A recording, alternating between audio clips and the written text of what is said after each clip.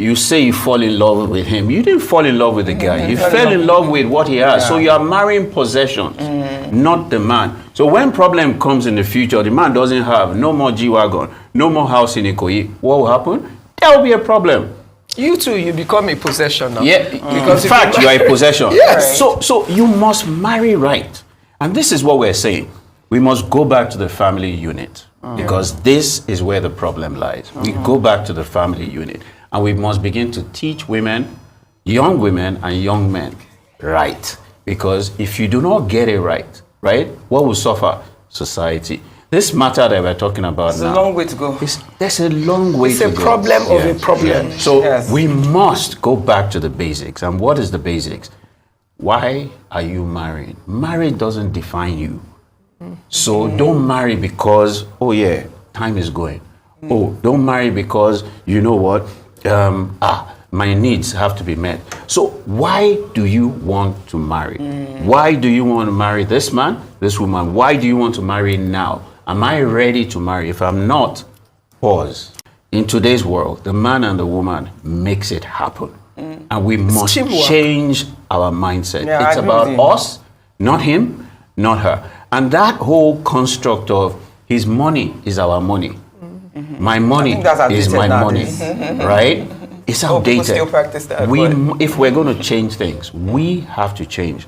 We must become the change that we seek. Honestly, the biggest thing is know who you are. Decide where you're going. When you have a sense of where you're going, be careful enough to consider who is the right fit that you can mutually respect and honor one another, and you can love each other and work together to make the most of one another. And in doing that, never forget that the two is one. It's not a grammatical error in the Bible. It just means whether one is stronger at one point and the other one is stronger at another point, as long as the two are working together, that family will always work. The strongest team you will ever find in the world is a husband and a wife team that is synced and working together. Thank you so much. You won't know what's happening behind, but thank you so much. Money matters are a leading cause of friction and discomfort in relationships. And this can be more pronounced when the woman is the primary breadwinner, as traditional social gender norms suggest that men should be the breadwinners in relationships.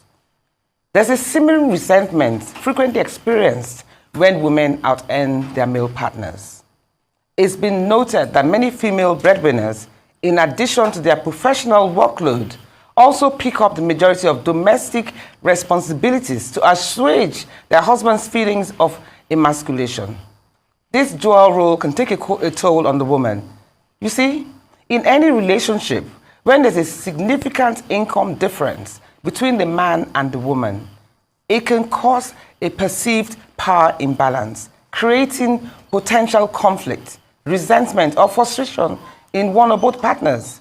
This can lead to emotional issues, lack of communication, and ultimately even divorce. This isn't a woman's issue, it's a societal issue. And when a woman assumes the traditional male role as provider, it can be confusing because it's hard to shake off society's gender norms. In a society where traditional roles and expectations often collide with the reality of modern life, female breadwinners have emerged as silent heroines. Despite the hurdles, these women stand as symbols of strength, determination, and resilience. Thank you, co-host. Very well spoken. Career opportunities, entrepreneurial prowess, and financial freedom are not determined by one's gender, but by one's abilities, talent, wisdom, character, knowledge, and determination, all of which should be maximized and not suppressed. A woman, mother, wife, can take on as many hats and responsibilities as a man, father, husband. As more women rise financially today, we are breaking glass ceilings to portray that women are not just emotional providers, but financial and leadership providers. Gone are the days when the responsibilities of providing for the family were solely shouldered by men. Traditional gender norms and stereotypes are being challenged daily to foster a more inclusive, equitable, and diverse world. The act of breadwinning is not gender-based. Thus, the continuous global push for all public and private institutions to dismantle systemic barriers, ensure equal pay, and foster workplaces that embrace greater inclusion. Nigeria, for instance, has never had a female president, vice president, or governor, and continues to have less than 7% female representation across all key government positions. Female breadwinning, born out of genuine passion and timely opportunities, touches the true essence of a fulfilled life and transcends notable economic success while propelling a progressive world. We would announce our special guest soon. Now on to introducing our special guest today. First is Dr. Lanre Olúsolá, popularly referred to as the Catalyst. He's a visionary life coach and founder of the first integrative coaching academy in West Africa and a coaching platform called Coach Me Online. He is founder of the Life Coaches Association of Nigeria and a board of trustee member of the International Coaches Federation in Nigeria. Welcome back to Perspectives, Lanre Olúsolá. Very glad to have you today. Thank you for having me. Indeed, Lanre is also being joined here by the very one and only IBUKUN Awosika, who is an entrepreneur, also international leader and global cultural shaper. IBUKUN is a woman of many firsts, the first chairperson of the Nigerian National Advisory Board for Impact Investing, the first female chairperson of Nigeria's premier bank, First Bank, and the first Nigerian recipient of the prestigious International Women Entrepreneurial Challenge Award, and also the first African recipient of the International Friendship Award 2019 by the Queen of Spain. Her recent recognitions are the 2020 Forbes Woman African Chairperson Award and Beta Gamma Sigma 2020 Business Achievement Award. She is a fellow of the African Leadership Initiative, Aspen Global Leadership Network, and a recipient of 4 honorary doctorate degrees. Many thanks to both of you, exceptional individuals, for joining us in Perspectives today. It's so good to see you, really. You must give us some of your fire. Okay, as you know, the topic is about when the woman is the primary breadwinner of any union. So I want to start with you, IBUKUN. In these economic realities, moving faster than social norm these days, how realistic is it in today's times to actually expect a man to foot all the bills in the household? I think it's totally unrealistic. It's also not even a matter of now. If you go back into our cultural structure, you would find that the Nigerian woman has always been a part of the economic strength of the home. Whether she's trading at the gate of their house or she's a professional working in some way. Even if you go back to our forefathers, when the fathers farm and the women and the children support them on the farm, if you go to the market, the most active participants in the market in every community are the women, because they are the ones who then go and trade the produce. Now, to bring that to the 21st century and look at just the cost of living, no matter how comfortable the man is, there's value that is added when the woman is an active value addition to a family. That's one side. The other part to look at it constructively is life happens. Men die. Men's businesses go wrong sometimes. People lose their jobs. Life happens. When life happens, in a family where there are dual economic participants, there's greater insurance for the family in terms of what they can do. But if it's only one person who becomes a god provider of the house, if anything happens, there's a problem. Even if you're a business person and your wife is kept out of it, if something happens to you, other people will take advantage of that business because she doesn't know anything. But there's some men who will tell you that they would rather the wife is a housewife. They don't want her to do anything that will take her away from your home for too long, especially if the children are at the formative years or maybe the children live abroad. Some people will tell you, I don't want her to have any business that, at 5 she's not at home. So that's also I've known of women who have actually given up their careers simply because the husbands didn't want them to work, although it came back to bite them in the ass years later. Well, so it's really about the two individuals who are involved. Now, the Bible says the two is one, which means you're supposed to be working as an indivisible team with a full understanding of what your family goals are. But even in the context of the family goal, it is important to understand that we are individuals, that at the end of the day, we must be fulfilled in our calling and our giftings. And if, you know, before you met the husband, you were you. You had your dreams, you had your vision, you had your ambition, you had your giftings, you had things you wanted to be. And in meeting the man who becomes your husband, which is part of the process that we haven't paid a lot of attention to, we haven't taught young girls how to choose the husbands, as we should choose young men. We haven't taught women how to first consider who they are and who they want to be in order to know if the guy they choose is the right guy for the life they want based on how they perceive they have been called. Because the topic we're discussing is a problem due to a problem. Because if you choose wrong to start with, if there's a mismatch between, now, a man who wants a housewife has a legal right to have that. It's his right if he wants that. But he must also be married to a woman who wants to be a housewife. So in that case, it works. But the woman who wants to be something more shouldn't marry a man who wants a housewife. So in other words, they're saying a woman should not marry a man that is less ambitious than she is. What if she sees other qualities in the man? So it's for her to work that out. But he's not as driven as she is.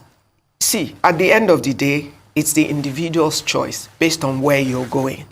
Whatever you perceive your vision to be, the choice you make, you must own and take responsibility for. And that would, in many ways, determine, because it's also why courtship is important. You must have a sense of yourself and have a sense of who the other person is. And in that partnership that you perceive, you owe it to yourself as a woman or as a man to ensure that that partnership will work to enhance your vision, your ambition, and the wholeness of who you are. So in other words, if you don't share the same drive, it's almost like a failure from the onset. Well, you know, drive can be different. It's goals and ambition. That you communicate. You don't have to be the same, but you must have the capacity to celebrate what each person is. That's the important part. Yes, celebration of each other's achievements. Yes, you must. If your wife is driven, she's ambitious and all, and you love that ambition in her, then you're the right man for her. And if you walk at a different pace, but she understands who you are, she celebrates who you are, it means that you're able to accommodate her vision and her ambition, and she's able to celebrate your pace and the other values that you bring to the table in order to support who she is. Now, that you will always think about your resources as a family, as one. At the end, it really shouldn't matter who brings what. What should matter in a home is that your family is provided for. Sometimes when I counsel people, I say to some women, would you rather none of you have? Would you rather beg the neighbor or look for the uncle? Because frankly, it's about once there's mutual respect for one another, once there's mutual support for each other's vision and ambition, it doesn't matter who has what at what stage. And anyway, seasons change. Life happens. Yes. The wife might start out stronger. The man might just somewhere along the line find his rhythm and take over. But depending on how the woman handles the season where she's stronger. And the man too. And the man. So you shouldn't really be in that situation if you don't have enough wisdom and understanding. Because there's a lot of grace and wisdom that a woman requires. I think that wisdom comes with age. You know, because like for instance now, in Larry, I want to ask you this. I've known of situations where women, when it comes to household bills or expenses, some women actually don't declare how much they really have or what they're really worth. Some will tell you that they're not doing so because they don't want the man to get too lazy, or they're not doing it because they've tried it before and the man has not met up to his responsibilities. So what do you think is the best approach? Do you think that partners should know how much each other is really worth? Well, you know, thank you very much for that. We're speaking about the marriage setting, right? And each marriage is unique. each marriage is completely different. And the way that we're looking at the problem is the real problem. Now, there are certain marriages whose construct is as such that the man is the one that, at the beginning, right, is the breadwinner. It's the one that his business is doing well. It's the one that his career is doing well. It might not necessarily be so. It might be that the woman herself too. I'm even describing, I want to describe different categories. Okay. And then, you know, for a few years, that is so. And they were used to that. And all of a sudden, things turn around for him, right? And the woman is now the one that is making the money. The interesting thing is the dynamics have changed, but both of them want to remain the same. It cannot work. Both of them have to realize that life evolves. We evolve. Things change, and we have to also change. That's the first thing. The second thing is there are situations where society determines for some people allow society to determine how they run their homes. Now, in that situation where the man used to be the breadwinner, I used to buy everything for the wife, and the wife has friends that are advising her wrongly. And now, when the woman is now the one that is the breadwinner, why are you taking this? Why are you allowing this? So, we're talking about a lot of wisdom and a lot of grace.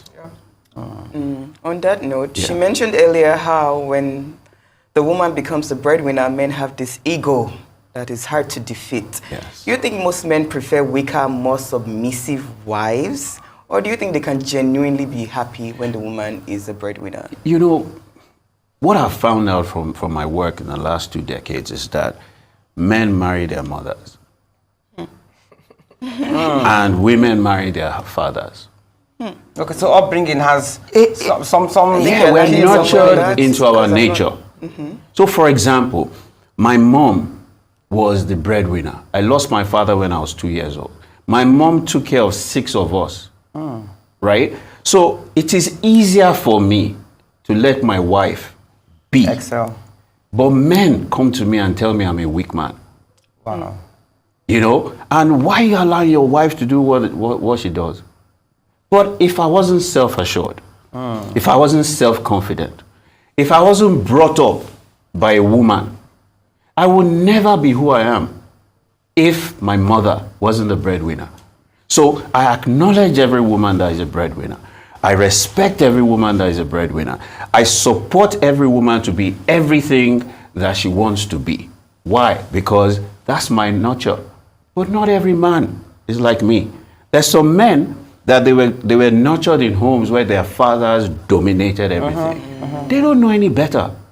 And so what we've got to do is we need to be empathic. We need to have an understanding of each person's dynamics. And each person needs to look back, look within, and ask themselves, what is driving this behavior? Because behavior is learned, and it can be unlearned. We'll go on the break now because, I mean, we have quite a lot of ground to cover. So please go for your tea or coffee and see you right back in Perspectives in about a minute or two.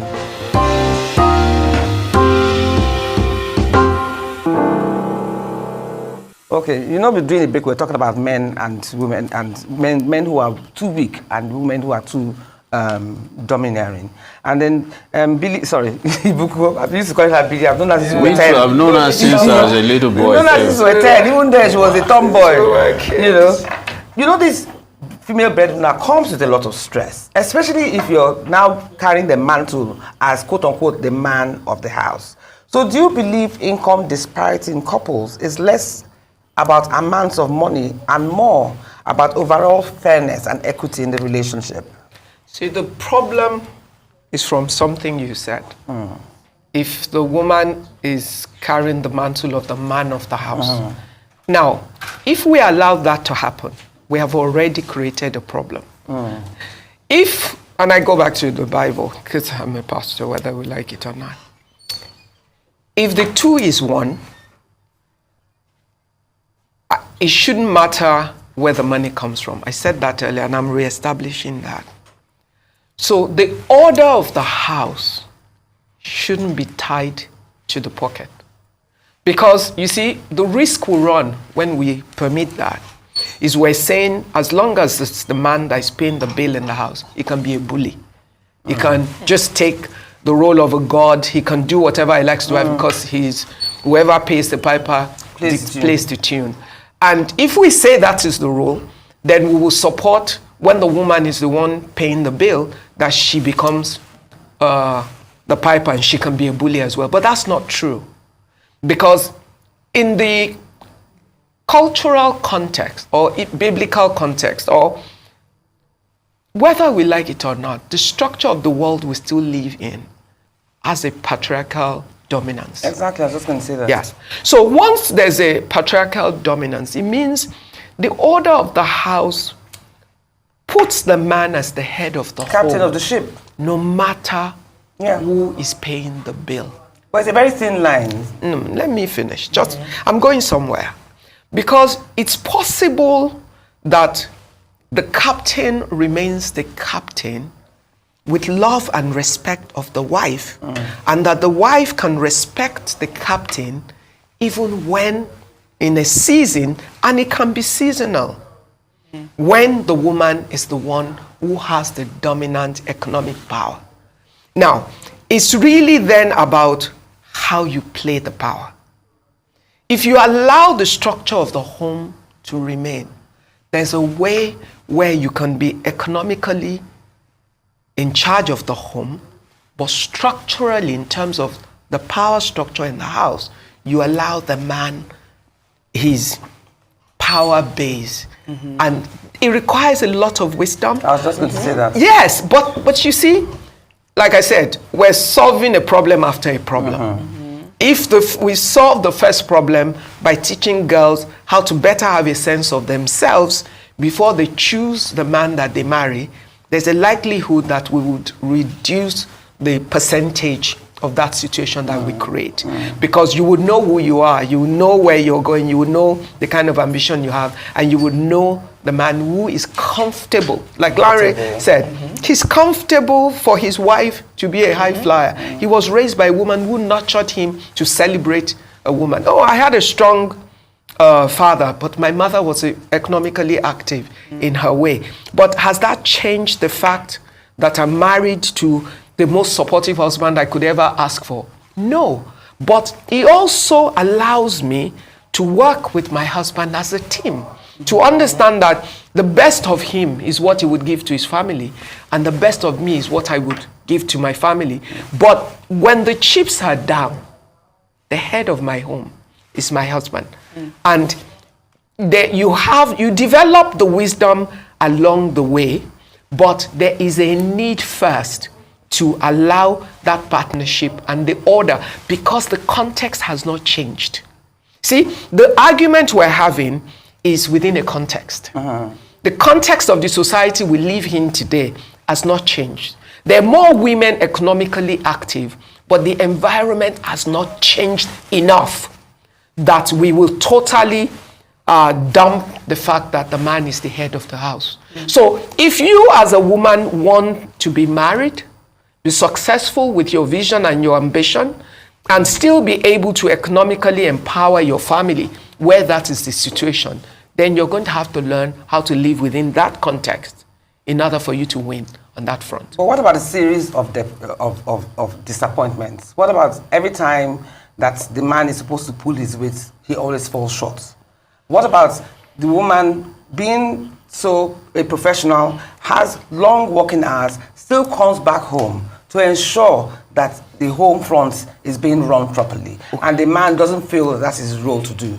But when it comes to paying, Mr. Bill comes knocking, you put her in front of you. Because women, a lot of marriages have broken up because of financial stress. I know. I understand what you're saying. See, I don't disagree with anything. To be that submissive. I'm not talking about being submissive without accommodating. Yes. You remember what I said? If you choose, and it starts from choosing the right husband, but once you have chosen that husband and you decide you want your drive, you want your ambition, you want your vision, you're going to have to find how to. So it's not about, he's not pulling his weight. It's about, do we have resources? At this point, the resources are from me. You forget about whether I can pull his weight. Won't that cause some form of resentment? Seeming resentment at some point. I know. Remember what I said, context and choices. Once you choose that this is the context where we live, what is my reality? What do I want out of this situation? If I know what I want out of that situation, I make the decisions and the choices that help me to achieve what I want in the situation. If what I want, sometimes the man doesn't have the money, but he's a good man. Absolutely. That helps. So it's really about you deciding, what do I want in this situation? This man is not getting in the way of my career. He's a loving father to his children, but he just doesn't have. He's giving the best that he has, but the best that he has is not enough. There was something Lanre said about friends and what other people see. Every marriage is different. One thing we need to learn is decide what you want out of yours. Work to make yours work for you. Economic environment, I still need to take care of. Luckily for us, we're in an environment where there's a lot of support system we can build. You build the structure that helps you to reduce those pressures whilst you make the choice to have the best of your career. And if your husband is supportive but is unable to economically deliver as much as he can, take what he gives in the best way that you can. Consider that the two is one. Absolutely. Because if we're comfortable to take when the man is the one that has the most, we must be comfortable to give Absolutely. when we have the most. not as But easy. we must It's not stop as looking easy. at it. See, it's because we're dealing with the dynamics of a Yes, societal it's not as easy. mindset Yes. that says to Well, us, yes, though. the man must be the one that pays this bill. No, Yeah. You can the meet halfway. family, the two is one. Bible is specific. Yeah. And God can choose to bless the household through either one. But it doesn't change the structure of the household. The captain of the ship. I want The to reason why bring you in said Dr. that- Olusola for the next question. Does reverse dependency, women being breadwinners, also cause or call for reverse romance? So for instance, if the man had the money and he was the one buying the gifts, buying the new cars, what do you say about when the woman is now the breadwinner and the man is playing a slightly weaker role? Does the woman need to also initiate some of these romantic gestures? You know, money is not the function and the be and do all. Okay. There is more to what our needs are than just money. So it's important that we don't put the cart before the horse. Money is important. There are many other things that are important. So when you talk about gifts, right,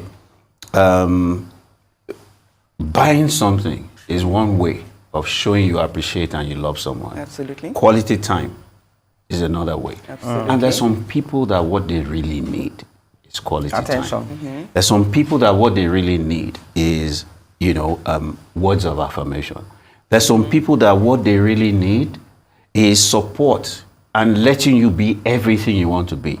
So imagine a situation where a woman, what she really, really wants in her life is to succeed and to fulfill her dreams. And the man, right, now pays and he's the breadwinner and says, sit at home. She will never be fulfilled. So in that home, it's not about the money. And this is what Pastor Awosika is saying, right? Yeah. It is important for me and my wife, right, to sit down and understand ourselves. And understand that there are seasons in life. And understand that things change. And we have to change. We cannot remain the same when things are changing. We have to evolve. And so in that kind of a situation, right, Yeah. the woman now has to ask, what does the man need? Right. Now, all of these things that we're talking about stems on one major issue. Men, what they need is a sense of control. Direction and clarity. They want to be the ones. They need to be the ones that determine that for that system. Okay. Because they are created to protect, they are created to set direction, right? What women need is to be chosen as number one. Well, many women have said that romance suffers at the point when they become the breadwinners, things get busier, the man is a And bit- that's some The no que- romance without The finance. question is, do we really even know what romance is? And it's different for... It's different for different people. Let me say something. I think, Yeah. just to jump in on Larry, sorry to butt in. What a man requires the most is respect and honor. Respect and honor is not about money. Even more so when the man is in a low state. If he's disadvantaged financially, he would like to know that his wife still respects and honors him. And that's about how she handles him. Which means, okay, he doesn't have the money for the rent, but I do. Who still pays it? I shouldn't. So this is where wisdom comes in. It'd be nice when we're together in our room to work out how the rent goes to him, so that to the outside world, to the landlord and to anybody, he's the one paying the rent, because I maintain his place of honor and respect. If we're paying the children's school fees, I was just going to talk there's a about way where it's not the children are saying it's mommy that pays the school fees. No. If truly I recognize my husband as the head of the home, he can pay the school fees. I might be the provider, but that's between us. It's nobody's business. We can work. That's why the two is one. I keep going back to that. And there's a lot of wisdom. You need a lot of maturity and wisdom when you're in that sense. So, and the woman wants to be loved, which means even though the man doesn't have a lot of money to buy her gift and all of that, care and consideration and showing up for her and supporting that her hard work in any way that she can and giving her encouragement and all of that, that affirmation will help her through. IBUKUN, the rest they can work out. you make this thing sound so simple. No, I didn't say they are. It is far from easy. Ruth, trust me. You know? I did not say they are, but I'm saying once you are in that situation, logically, yes, that's what you must decide is what you want. But can I ask you something? Ruth, Wait, Larry, let me ask what you you're something. saying in essence is there are some men that are irresponsible. Yeah, because that's a different case. To also be Yes. their vision. So let's not deny. There's jealousy, there's anger. Yes. Okay, let's use a scenario now where your husband comes. There are some men that just have these highfalutin ideas and never get into reality. Yeah. And you go to your wife, oh, borrow me 20 million, I want to do this project. It fails. Borrow me 10, it fails. Borrow me 20, it fails.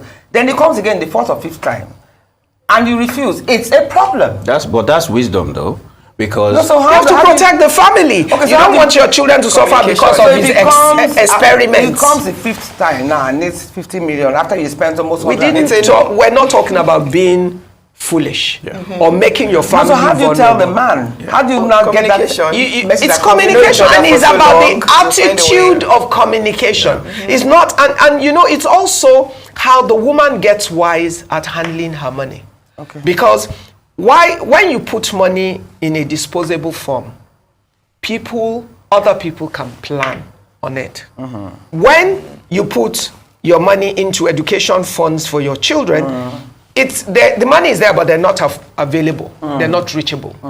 If you say, okay, as a family, let's buy land and all of that. We've bought land in both of our names. I've paid for it. Land is not money you can readily take and go and take for business. And if we have any account that is used for anything, but you're unable to sign there, if you want to make a decision that doesn't work, and I'm able to respectfully say, I'm sorry, but we cannot do this. Yeah. The children will suffer. There's a way that, you see, I said from the onset, you need a lot of wisdom and understanding once you found yourself in that situation. But there are also practical ways. It's not everything you can say on TV. There are also practical ways that women can organize themselves in order to make sure that it works. But you must give your husband the respect of the head of the home, because that's still the context of the I like that concept. I like that concept about the husband being the head of the home. But sometimes I think some of these positions need to be earned. But you know, From Ruth, the respectful husband or the respected husband to the dutiful wife. You know what used to work with our That's a great parents? point. You know what used to work with our parents? Exactly what Pastor Blessing has said. You don't know who is making the money. Okay, we are going on the break now. We hand it Come over. back. Yes, we'll Well, come just back hold to that it. for a Yeah. minute. We're going on a break. We'll see you soon right back on Perspective.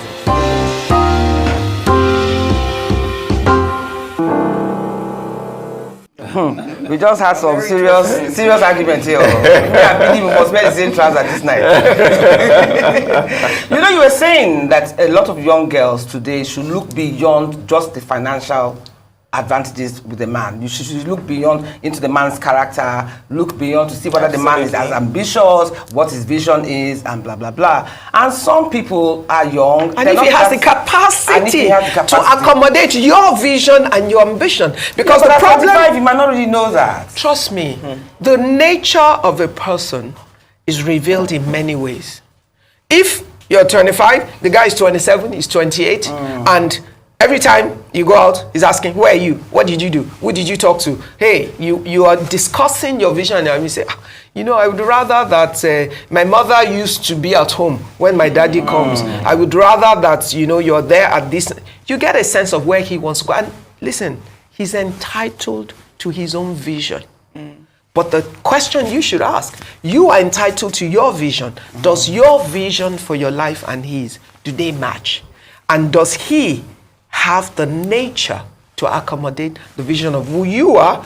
And do you have the capacity to accommodate the vision of who he is?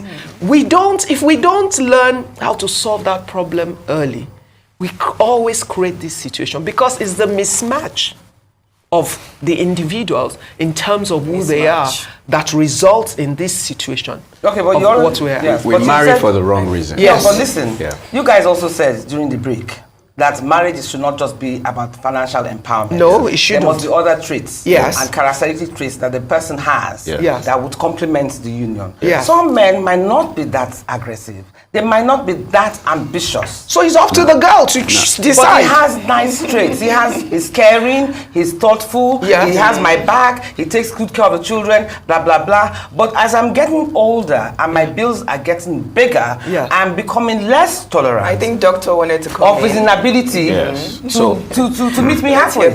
So how you choose and why you are married and who you are choosing to marry is very, very important. And this is the point that we're trying to make, right? We must begin to set the right examples. Society is warped because people are marrying wrongly. They're marrying for the wrong reasons, right? And people are marrying cars today. Cars. I'll give you an example. You're marrying a guy. So you're marrying a guy because of the car he drives. Let me give you a classic, right? You go to a party or a get-together, and then men are flaunting their car keys. Oh, come on. Oh, yeah. Are you serious? Women are moved by that. Women are moved by what men wear. So you are not marrying the man. You are not seeing the man's character. You are getting to know him. Yes, you are seeing his car. You are seeing his house in Ikoyi. You don't even know what he does. And oh yeah, he's a fine boy. Oh. And then you say you fall in love with him. You didn't fall in love with the guy. You fell in love with what he has. So you are marrying possessions, not the man. So when problem comes in the future, the man doesn't have no more G-Wagon, no more house in Ikoyi. What will happen? There will be a problem. You too, you become a possession now. Yeah, because in fact, you are a possession. Yes. So you must marry right. And this is what we're saying. We must go back to the family unit because this is where the problem lies. We go back to the family unit and we must begin to teach women, young women and young men right. Because if you do not get it right, what will suffer? Society. This matter that we're talking about now. There's a long way to go. There's a long way to go. It's a problem of a problem. So we must go back to the basics. And what is the basics? Why are you marrying? Marriage doesn't define you. So don't marry because, oh yeah, time is going. Oh, don't marry because, you know what, my needs have to be met. So why do you want to marry? Why do you want to marry this man, this woman? Why do you want to marry now? Am I ready to marry? If I'm not, pause. But do you think that a woman of 24, 25, marrying age between 24 and 28, a man who is not very comfortable, probably doesn't have a very good job, do you understand? And she's already comfortable, she's already working in a bank or something, courtesy of mommy, daddy, whatever. But he's on the other side of the fence. Would you encourage her to look at his potential? Because young girls don't do that anymore. Yeah, they want to marry men that live in their... They're made. In their environment. That's why we're where we are. That's also end of story. So it's coming back to this same issue, breadwinner. Because you have been programmed to believe that that is what the system should be. The man should be the sole provider. Not even necessarily sole provider. Maybe It it must be come from the same cloth. successful. It must be. Yes. It's warped. It In is today's warped. It is world, warped. right? In today's world, the man and the woman makes it happen, and we must teamwork. change our mindset. Yeah, I It's agree about with you. us, not him, not her. And that whole construct of his money is our money, my money think that's is outdated my nowadays. money, right? It's Oh, people outdated. still practice that, We, but- if we're going to change things, we have to change. We must become the change that we seek. Any last Absolutely.